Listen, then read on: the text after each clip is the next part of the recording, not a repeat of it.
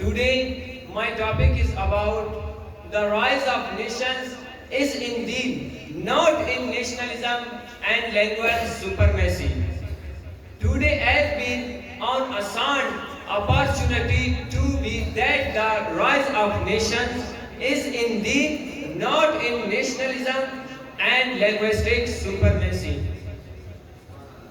For if you keep looking over the history of nations, so nation is as a rose the glory by indeed not in language and national division. Someone has beautifully said, if a nation's this rise through progress, it must rise above the divisions of language and nationalism and focus only on its destination. And Allah Almighty has declared in the Holy Quran, وَجَعَلْنَاكُمْ شُعُوبًا وَقَبَائِلَ لِتَعَارَفُوا. We created you into the nations and tribes so that you may another. Dear audience, language and nationalism have a distraction to human being in history, be that the partition of Pakistan East and West or division of anything on basis of continuation for man.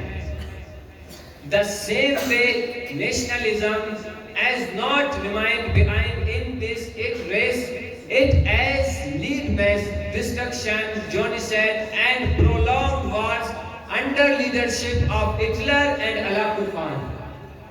Dear listeners, the Deen has always rose up the glory of torch of peace, brotherhood, sun protection of a weak profession of Riyaz enjoining the blessing on this world and hereafter too.